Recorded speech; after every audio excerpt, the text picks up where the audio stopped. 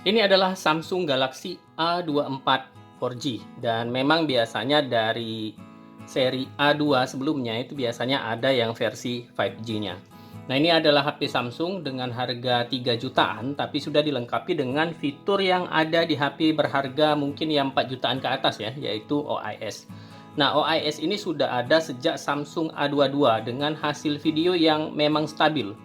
Tapi di A23 walaupun ada OIS-nya tapi hasil videonya itu goyang.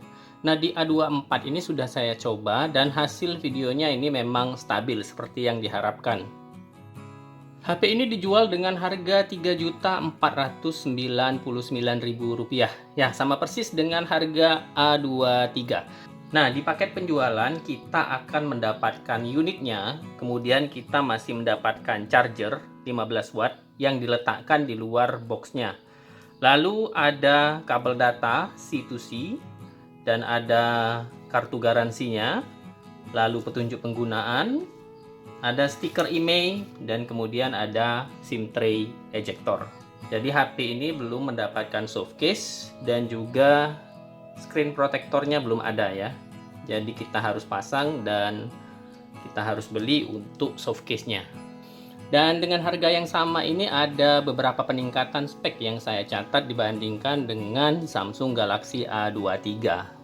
HP ini memakai chipset MediaTek Helio G99 yang lebih kencang dibandingkan yang dipakai di A23. RAM-nya juga ditingkatkan jadi 8 GB dengan memorinya tetap ya 128 GB.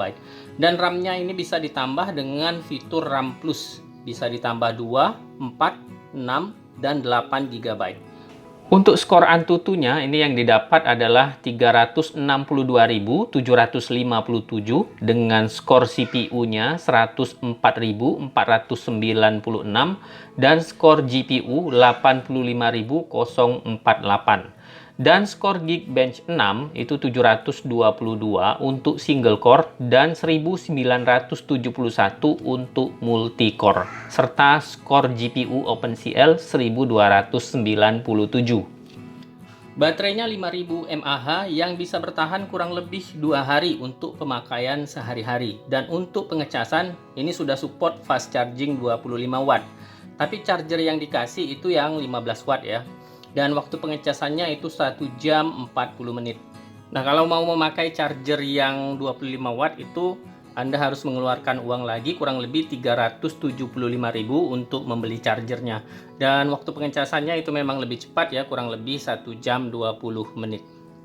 Di bagian belakang HP ini terbuat dari plastik dengan finishing yang glossy dan kita lihat di sini cukup kotor ya dengan sidik jari. Nah, kalau kita ketok-ketok ini ya masih ada ruang yang kosong ya. Dan kalau kita tekan ya agak kempot ya, agak masuk ke dalam ya. Untuk tampilan di belakang, HP ini mempunyai tampilan yang sama dengan HP Samsung lain, mulai dari A14, A34, dan A54, dan bahkan S23. Mungkin Samsung nggak mau repot-repot mikirin desain yang bermacam-macam ya, tapi kalau menurut saya sih desain yang monoton begini ya antar seri ya jelas membosankan. Kok desainnya begitu-begitu aja. Ya, kayak di sini ada kamera 3 buah tersusun memanjang ke bawah, kemudian di sini ada flashlight-nya dan di sini ada tulisan Samsung. Nah, di samping kanan ini ada tombol volume dan tombol power yang merangkap sensor sidik jari yang ya responnya cepat. Kemudian di samping kiri ini ada SIM tray yang bisa memuat 2 SIM card dan 1 memory card.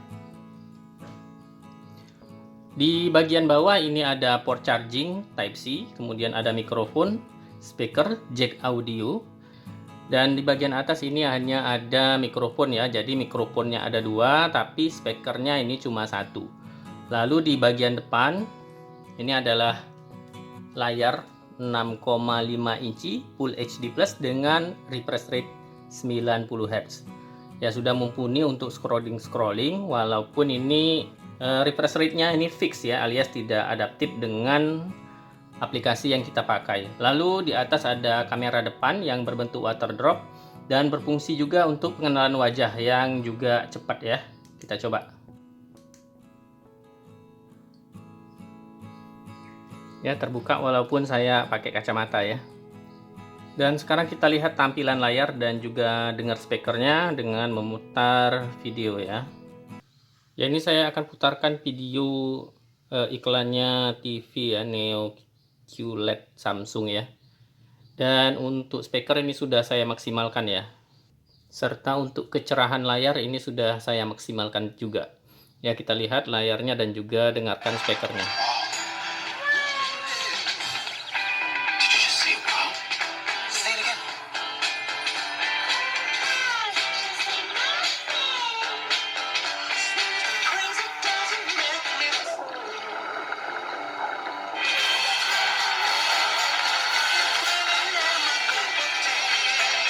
Ya, speakernya bagus ya, suaranya keras, kemudian ya bulat ya suaranya.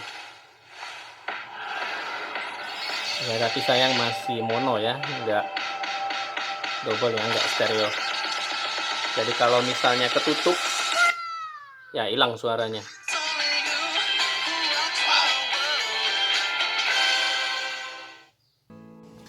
Ya, ini adalah tampilan layarnya di bawah sinar matahari langsung.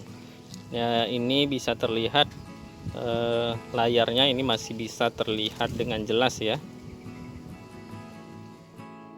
Ya, untuk sistem operasinya ini pakai UI 5.1 yang berbasis Android 13 yang tampilan depannya seperti ini. Dan kita lihat di sini ada bilah shortcut ya, ada bilah samping ya untuk memunculkan shortcut aplikasi. Nah, bila digeser ke atas ini kita akan melihat halaman lain yang lebih lengkap ya. Kemudian bisa juga kita geser ke samping ya, di depan juga bisa kita geser ke samping. Nah, kalau misalnya kita tarik dari atas ya akan muncul gabungan shortcut untuk fitur-fitur, kemudian juga ada notifikasi. Untuk memunculkan shortcut fitur-fitur lebih banyak kita tinggal tarik lagi, dan ini juga bisa digeser. Ya, di shortcut fitur ini antara lain ada hotspot, quick share, smart view untuk menampilkan ponsel di TV atau sebaliknya nonton TV di ponsel. Kemudian ada berbagi langsung, ada mode. Nah, kemudian ada ambil gambar layar atau screenshot. Tapi di sini sepertinya belum ada untuk pengambilan video layar ya, belum ada untuk nangkep video layar. Kemudian ada settingan untuk NFC, lalu ada folder aman, kids, buat catatan, dan Dolby Atmos. Untuk koneksi selain hotspot seluler juga ada Bluetooth tethering. Kemudian ada juga penambatan USB dan penambatan Ethernet. Ada juga fitur untuk melanjutkan aplikasi terakhir yang kita pakai itu di perangkat lain ya. Kemudian mengalihkan Galaxy Buds. Ada juga multi control di mana kita menggunakan kursor dan keyboard dari Galaxy Book untuk mengontrol ponsel ini. Kemudian bisa juga untuk menyeret item antara perangkat. Kemudian juga ada Android Auto ya, tentu saja. Kemudian ada fitur mode dan rutinitas. Nah, untuk suara ini ada Dolby Atmos, kemudian ada juga Dolby Atmos untuk game ini. Ini bisa dirasakan kalau kita memakai headset ya atau handsfree. Nah, di sini juga sudah ada equalizer ya untuk mengatur suaranya. Nah, ini ada juga fitur adaptasi suara. Jadi suaranya itu bisa menyesuaikan suara dengan pilihan kita. Kalau kita lihat di sini pilihannya ada berdasarkan umur ya. Di bawah 30 tahun, 30 sampai 60 dan di atas 60. Ada juga pilihan untuk menonaktifkannya. Kemudian juga ada fitur untuk memisahkan suara dari HP ini ya. Jadi suara aplikasi itu bisa dipecah ya. Misalnya untuk aplikasi A di HP ini, kemudian untuk aplikasi B itu muncul di speaker Bluetooth misalnya ya. Untuk gyroscope ini sudah hardware ya, dan responnya cepat ya, nggak ada delay dan stabil ya, nggak bergetar. Ya, untuk game PUBG Mobile ini kita dapat di refresh rate tinggi dan grafis tinggi ya, jadi belum ada grafis ultranya. Dan untuk permainan ini bisa berjalan dengan lancar walaupun kondisi sedang rame. Ya, ini banyak musuh, kita lihat lancar-lancar saja.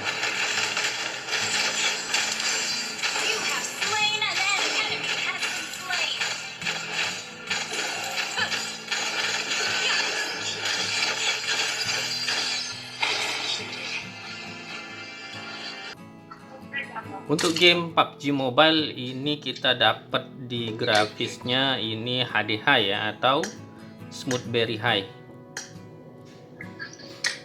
Dan untuk game ini bisa berjalan dengan lancar ya.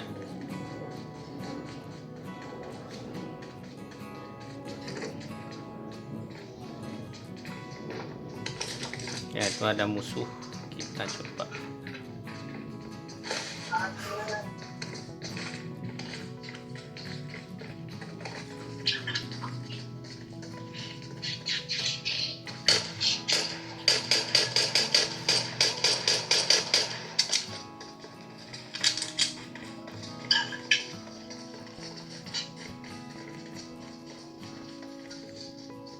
Ya, ini dengan pakai giroskop.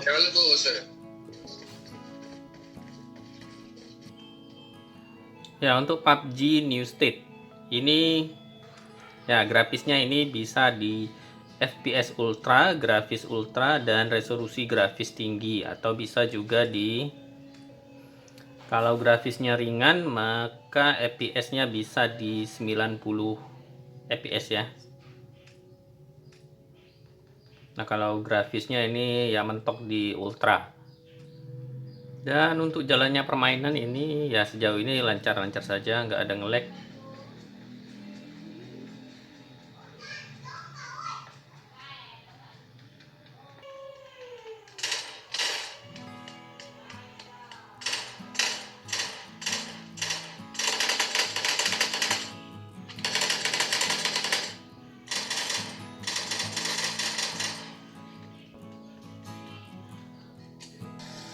Ya, untuk Genshin Impact ini sudah bisa dimainkan dan kita dapat di settingan grafisnya ini terendah ya. Ya, terendah. Kalau kita naikkan sedikit ke rendah dia jadi agak berat. Dan sejauh ini sewaktu saya memainkannya ini ya lancar-lancar aja ya. Tapi memang ini petanya ini baru sedikit yang terbuka ya. Nggak tahu kalau misalnya sudah banyak yang terbuka petanya, mungkin ada agak ngelek-ngelek sedikit ya kali ya.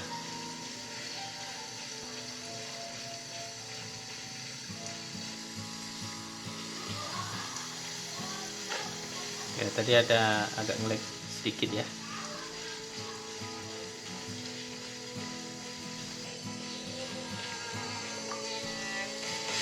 Ya, ini ada musuh. Kita coba fight.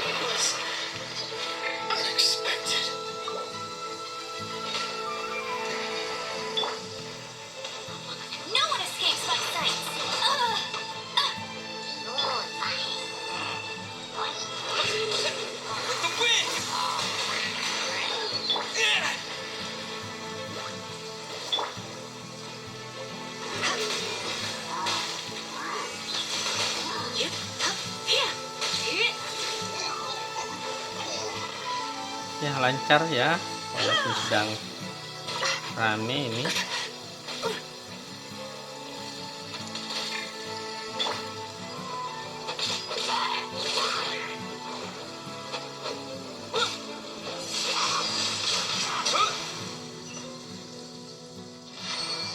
Ya,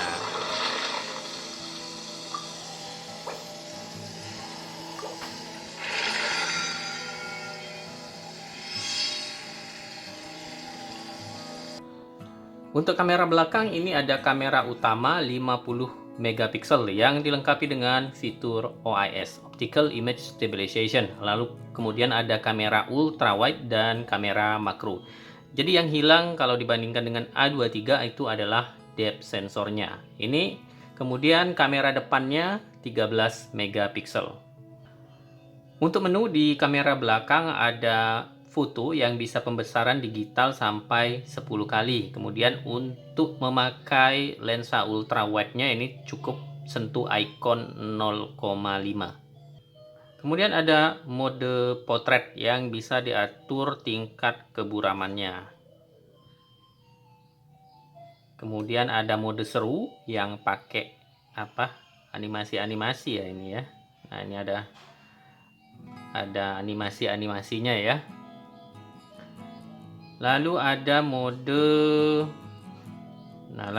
mode video yang bisa di FHD 30 fps atau HD 30 fps, dan tentu saja ini ada settingan untuk stabilisasi videonya ya. Kita lihat nanti hasil videonya sestabil apa sih hasil videonya.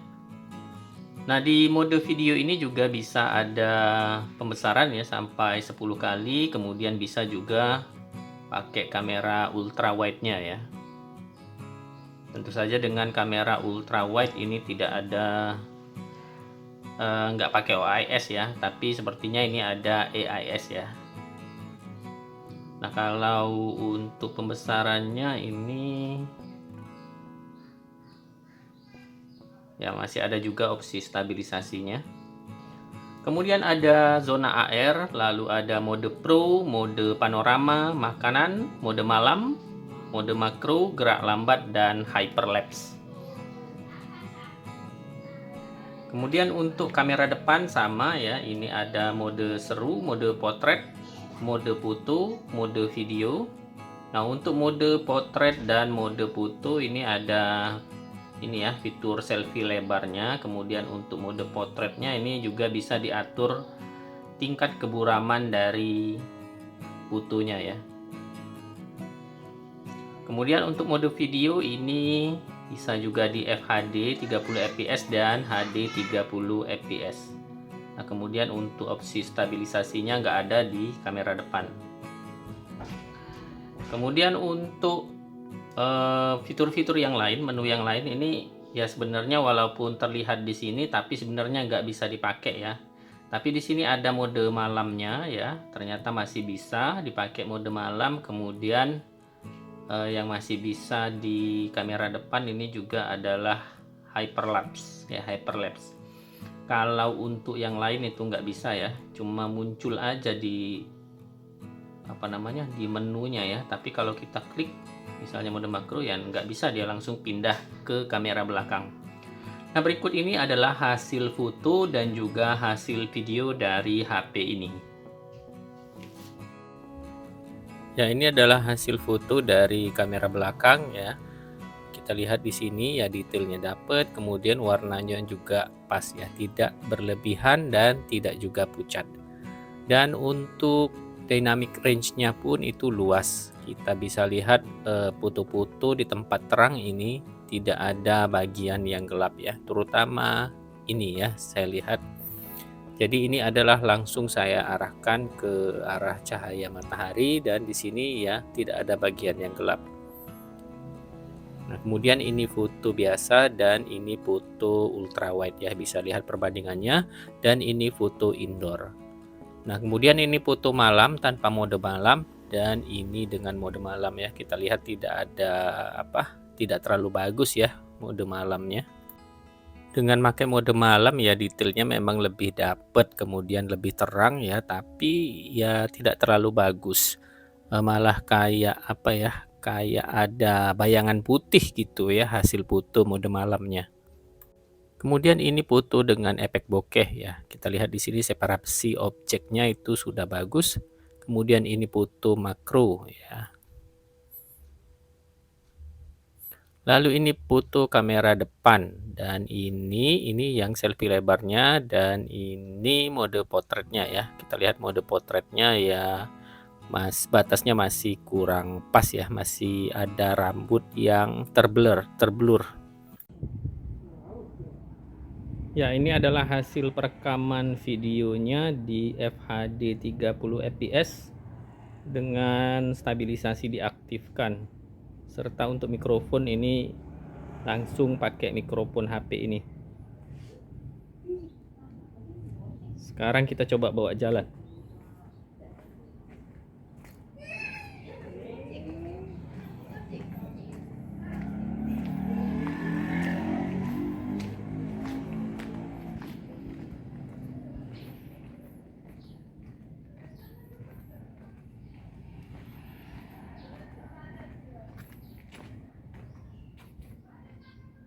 Ya, kita bawa lari.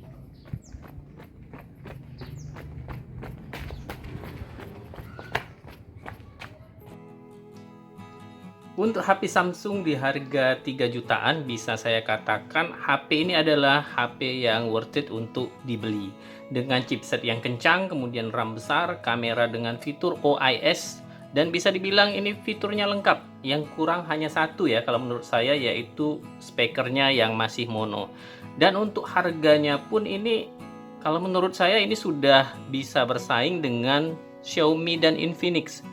Ya, coba kalau misalnya HP ini tidak ada fitur OIS-nya, mungkin harganya ini hanya sedikit lebih tinggi ya dari Infinix Note 12 atau Redmi Note 12. Oke, sekian dari saya. Terima kasih. Semoga bermanfaat. Assalamualaikum warahmatullahi wabarakatuh.